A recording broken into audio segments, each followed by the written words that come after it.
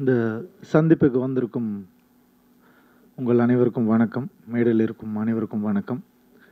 ரொம்ப short notice தான், எனக்கு மட்டும் இல்லை சார், அவங்களுக்கும் ஷார்ட் நோட்டீஸ் தான். ஸோ ரொம்ப மதிக்கிறோம். இந்த மதிப்பு வந்து இன்றைக்கி இல்லை, என்றைக்குமே இருந்துகிட்ருக்குன்னு உங்களுக்கு நல்லாவே தெரியும். இந்த மதிப்பை வந்து மதித்து தான் நாங்கள் வந்து உங்களை கூப்பிட்ருக்கோம். ஏன்னா தெரியும், நீங்கள் வந்து இந்த ஸ்ட்ரைக் நடந்த சமயத்தில் எல்லாருமே ஒவ்வொருத்தரும் எவ்வளோ ஃபீல் பண்ணிங்கன்னு தெரியும், எவ்வளோ சப்போர்ட் பண்ணிங்கன்னு தெரியும். திரையரங்குகள் திறக்கப்படணுன்றது வந்து நீங்களும் சொல்லிகிட்டே இருந்தீங்க எல்லாருக்கிட்டேயும். மக்களுக்கு அதனால் இன்னும் ரீச் அதிகமாக இருந்துச்சு. இது எப்போ திறப்பாங்க, எப்போ போய் படம் பார்க்கலான்னு அந்த ஒரு ரீச் உங்களால் தான் அது ஏற்பட்டது கண்டிப்பாக. ஸோ அந்த ஒரு சந்தோஷத்தை இன்றைக்கி வந்துட்டு பகிர்ந்துக்கணும் தான் உங்களை எல்லாரையுமே இங்கே வர சொல்லியிருந்தோம். உங்கள் எல்லாருக்கும் ரொம்ப ரொம்ப நன்றி இங்கே வந்ததுக்கு. எல்லோரும் பேசிட்டாங்க, அதே விஷயந்தான், வேறு ஒன்றுமே இல்லை. யுவன் தந்திரன் படமும் வனமகன் படமும் இது எப்படி சொல்கிறதுன்னு தெரில, ரிலீஸ் கண்டினியூ ஆகுது. ரிலீஸ் ஆகிடுச்சு, ரிலீஸ் இப்போ கண்டினியூ ஆகுது. ரிலீஸ் ஆக போதா, ரிலீஸு இதுதான். இது வந்துட்டு எவ்வளோ தான் வந்து ஜோக் பண்ணாலும் அது வழி வேறு வழி எல்லாருக்கும் தெரியும். ஏன்னா படம் வந்துட்டு வனமகன் படம் பற்றி நான் முதல்ல சொல்கிறேன். ஏன்னா அதில் இன்வால்வ் ஆகிருந்ததுனால எல்லா படமும் ஒரே வழி தான். பட் என்னென்னா முதல்ல ஜூன் 19 நம்ம 19 பிளான் பண்ணியிருந்தோம். மே 19 பிளான் பண்ணியிருந்தோம். அப்போ வந்துட்டு 12 வந்துட்டு இது சொல்லியிருந்தாங்க, ஸ்ட்ரைக் வந்து அனௌன்ஸ் பண்ணியிருந்தாங்க நம்ம சங்கத்திலேருந்து. அப்போது எங்களுக்கு என்ன பண்ணுறதுன்னு தெரில, அதை மதித்து நாங்கள் வந்து தள்ளி போனோம். அது ஒரு தடங்கள், எங்களை தாண்டி வந்தோம். அதுக்கப்புறம் வந்துட்டு பல தடங்கள் ரிலீஸில், ஒரு படம் வந்து ரிலீஸ் ஆகுதுன்னா எவ்வளோ தடங்கள் இருக்குதுன்னு உங்கள் எல்லாருக்குமே நல்லாவே தெரியும். அது மக்களுக்கு தெரியப்படுத்த வேண்டியது உங்களுடைய கடமையாக நினைக்கிறோம் நாங்கள். ஸோ அந்த தடங்களையும் தாண்டி வந்தோம். அதுக்கப்புறம் வந்துட்டு ஜிஎஸ்டி வந்தது. அதுக்கப்புறம் என்டர்டெயின்மெண்ட் டேக்ஸு அது இதுன்னு வந்து இப்போ வந்து பல பிரச்சனைகளை தாண்டி இன்றைக்கி ஒரு நல்ல முடிவாக, இன்றைக்கி தான் எல்லோரும், நான் ஷேவிங்லாம் இன்றைக்கி தான் கொஞ்சம் பண்ணேன், ட்ரிம்மிங்லாம் நிறைய டையெல்லாம் அடிச்சு இன்றைக்கி தான் வந்தேன் நான். ஸோ அதனால் ரொம்ப கஷ்டமாக இருந்தது. இது வந்து எல்லாருக்கும் சினிமாவில் கஷ்டம் இருக்குன்றது வந்துட்டு ஏன் புரிஞ்சிக்க மாட்டேங்கிறாங்கன்னு தெரியல. உங்கள் எல்லாருக்கும் தெரியும். அது வந்துட்டு ரேஷியோ தான் டிஃப்ரென்ஸ். இன்றைக்கி வந்து யுவன் தந்திரன் படத்தில் வந்து இவ்வளோ முதலீடு போட்டு இவ்வளோ வந்து இது தேவைப்படுது, இவ்வளோ இருந்தால் இது போயிடுச்சுன்னா லாஸ் ஆகிடும்ன்றது ஒரு விஷயம். எங்களுக்கு இவ்வளோ இருக்குது, அதுக்கு இவ்வளோ போச்சுன்னா அது ரேஷியோ தான் வித்தியாசமே தவிர ப்ராஃபிட் லாஸு இது எல்லாமே ஒன்று தான் எல்லாருக்குமே. ஸோ சினிமாவுக்கு அது எல்லாமே பொது தான். ஸோ நாங்கள் வந்துட்டு பெரிய பட்ஜெட்டு, அவங்க சின்ன பட்ஜெட்டோ இல்லை, இது எங்களுக்கு முன்னாடி வந்த படம் எங்களோட பெரிய பட்ஜெட், இவ்வளோ தான் ரேஷியோ தான் டிஃப்ரென்ஸே தவிர வேறு எதுவுமே கிடையாது. அதே மாதிரி தான் நடிகர்களுக்கும் அதே மாதிரி தான், சம்பளமும் அதே மாதிரி தான், வேறு எதுவும் கிடையாது. ஏன்னா நான் ரொம்ப ஒரு உன்னதமான ஒரு தொழிலாக நினச்சிட்ருக்கேன். என்னுடைய சினிமாவை நான் ரொம்ப நேசித்து நான் பண்ணிகிட்ருக்கேன்.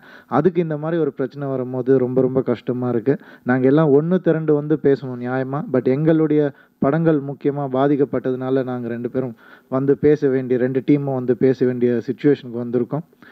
என்னென்னா ஏன் உன்னதமான அப்படின்னா, என்னை பொறுத்த வரைக்கும் டாக்டர் தொழில் தான் ரொம்ப உன்னதமான தொழிலாக நினைப்பேன். அது வந்து கடவுளுக்கு பதிலாக நம்ம டாக்டர்ஸை வந்து பார்க்குறோம், அவங்க தான் உயிரை காப்பாற்றுறாங்க அப்படின்னு நினைப்பேன் நான்.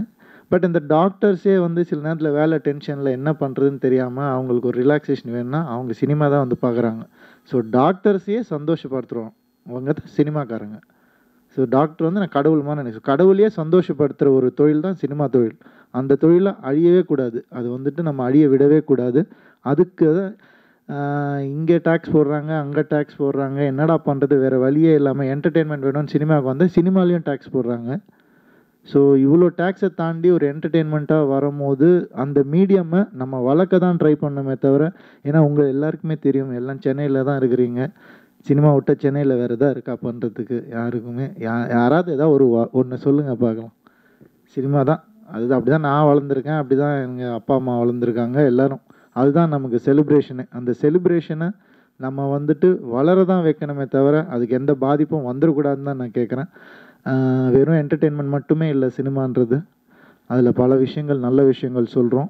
அது மக்களுக்கு போய் நீங்கள் எடுத்துகிட்டு போகிறீங்க மக்களுக்கு. இந்த மீடியம் தான் ரொம்ப ரொம்ப முக்கியம். ஸோ இன்றைக்கி கொஞ்சம் சந்தோஷமாக இருக்கும். இந்த படம் அதே மாதிரி அந்த ரன் கண்டினியூ ஆகணும். வனமகன் மட்டும் இல்லை, கூட ரிலீஸ் ஆன யுவன் தந்திரன், அதுக்கப்புறம் 7 அதர் ஃபில்ம்ஸ் ரிலீஸ் ஆகிருக்கு. அது எல்லாத்துக்குமே வந்து என்னுடைய வாழ்த்துக்கள். அண்ட் இதில் வந்து தமிழ்நாடு கவர்மெண்ட்டை கண்டிப்பாக தேங்க் பண்ணணும். ரொம்ப ரொம்ப நன்றி. அண்டு இன்னும் நம்ம சேம்பர், அப்புறம் டிஸ்ட்ரிபியூஷன் சர்க்கிளில் எல்லாரையும் தேங்க் பண்ணணும். அண்டு மோரோவர் முக்கியமாக ப்ரெஸ்ஸை ரொம்ப ரொம்ப தேங்க் பண்ணணும். அண்ட் இன்றைக்கும் உங்களுக்கு ட்விட்டர் ஃபீட் வந்த மாதிரி எனக்கும் வருது. நான் நெகட்டிவ்லாம் பார்க்காம பாசிட்டிவ் பார்க்குறேன். நெகட்டிவ் வந்து நான் பார்த்துட்டு அப்படியே பார்க்காத மாதிரி விட்டுடுறேன், அது வேறு விஷயம். பாசிட்டிவ் மட்டும் எடுத்துக்கிட்டோன்னா இன்றைக்கி எல்லாருமே அதான் சொல்கிறாங்க. எவ்வளோ தான் திருட்டு டிவிடியோ விசிடியோ இல்லை ஆன்லைனில் வந்தாலும் தேட்டருக்கு வர்ற ஆடியன்ஸ் வந்துக்கிட்டு தான் இருக்காங்க. அதுதான் உண்மை. அப்படி இல்லைனா எப்படி இவ்வளோ கலெக்ட் பண்ணும் ஒரு படம்? எங்கேருந்து வரும்? எங்கே வந்து நம்ம லீகலாக காட்ட முடியும் இவ்வளோ கலெக்ட் ஆகிருக்குன்றது? ஸோ அதனால் நான் என்ன சொல்கிறேன்னா, நீங்கள் பார்த்துக்கோங்க, என்ஜாய் பண்ணிக்கோங்க. போர் அடிச்சுன்னா பாருங்கள், தப்பு இல்லை. பட் தியேட்டருன்றது வந்துட்டு வேறு ஒரு ஃபீல். அது உங்கள் எல்லாருக்கும் தெரியும். அது வந்துட்டு நம்ம தமிழ்நாட்டுக்கு முக்கியமான ஒரு இடம் சினிமா தியேட்டருன்றது. வெறும் என்டர்டெயின்மெண்ட்டுக்காக மட்டுமே இதை நான் சொல்லலை. பல நல்ல விஷயங்கள் இன்றைக்கி சினிமாவில் சொல்லிட்டு வராங்க. அந்த ஒரு முக்கியமான ஒரு விஷயம் வந்து நமக்கு தெரிஞ்சுக்கணுன்னு ஆசைப்பட்றேன். அது தியேட்டரில் ஆடியன்ஸோடு பார்க்கும்போது ரொம்ப ரொம்ப ரொம்ப அது சிறப்பான ஒரு விஷயம். அதை வந்து நம்ம இழந்துடக்கூடாதுன்னு சொல்கிறேன். ரொம்ப ரொம்ப சந்தோஷம் நீங்கள் எல்லோரும் வந்தது இங்கே.